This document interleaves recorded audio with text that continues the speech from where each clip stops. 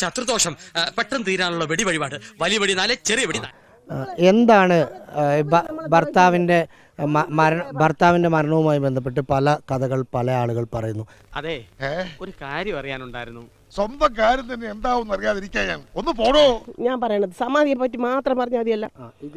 അതിൽ പല വിവാദങ്ങൾ പറയുന്നു. എന്തൊരു വിവാദം പറയും നിങ്ങൾ? ചോദിച്ചോളൂ, ഞാൻ പ്രിപ്പയർഡ് ആണ്. ചോദിക്കാം എന്റെ അമ്മൂമ്മയുടെ ചോദ്യം. മരിച്ചെന്ന് ഞാൻ ആര് പറഞ്ഞു? ആര് പറഞ്ഞു മരിച്ചെന്ന്? അത് ഇങ്ങോട്ട് വരണം. നമ്മൾ ഇത്രയും നേരം ക്വസ്റ്റ്യൻ ഇല്ല ആൻസർ പറഞ്ഞുകൊണ്ടിരുന്നു. മനസ്സിലായ? ഇനി ക്വസ്റ്റ്യൻ പേപ്പർ വേണം. ഉത്തരം പറഞ്ഞാൽ പിന്നെയും ചോദ്യമോ? ഇന്റർവ്യൂവിനുണ്ടത് എഴുതണം. അല്ല, നിങ്ങൾ ചോദിക്കണം, ഇനി എഴുതണം. നമുക്ക് മരിച്ചെന്ന് ഇനി ആര് പറഞ്ഞു? ഒരിക്കലും ഇല്ല, സഹകരിക്കാൻ പറ്റില്ല.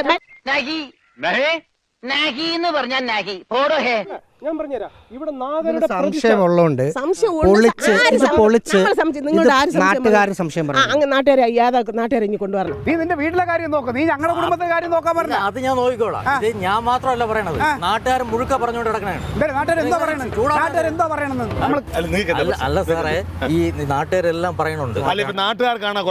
പൊളിച്ച് പോസ്റ്റ്മോർട്ടം നടത്തണം എന്നാണ് പോലീസ് പറയുന്നത്. എന്താണ് അമ്മയ്ക്ക് അതിന്? അമ്മയ്ക്ക് പറ്റൂല. സമാധി അങ്ങേര് കൂടെ പൂജ കഴിഞ്ഞിട്ട് വീട്ടിൽ വന്ന് ഈ കൃഷിയിടത്തിൽ വൈകുന്നേരം വെയിൽ കഴിയുമ്പോഴും ഈ 11:30 മുകളിൽ അധികം ചൂടാകുമ്പോൾ ഇങ്ങേഷ് പോരും.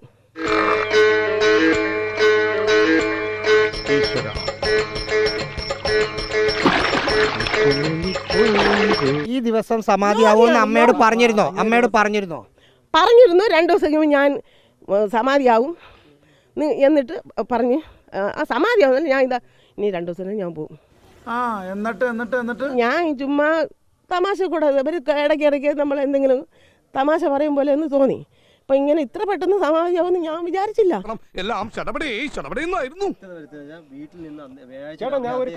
ശിവ ഞങ്ങൾ പറഞ്ഞില്ലേ മോനെ, നമ്മൾ സത്യമല്ലേ പറയുള്ളൂ. അഭിപ്രായം നിങ്ങളുടെ ഞാൻ പറഞ്ഞില്ലേ, നിങ്ങളുടെ പറഞ്ഞിട്ടില്ല. ഉത്തരം പറഞ്ഞാൽ പിന്നെയും ചോദ്യം. അവർക്ക് പിന്നെ ഇത് കൊടുക്കണേ, ഇത് റിപ്പോർട്ട് ഫുള്ളാക്കേണ്ടതാണ്. അപ്പൊ നമ്മൾ എവിടെയാ പറഞ്ഞു നിർത്തിയത്? എന്നെ പിടിക്കണ്ട, സോറി.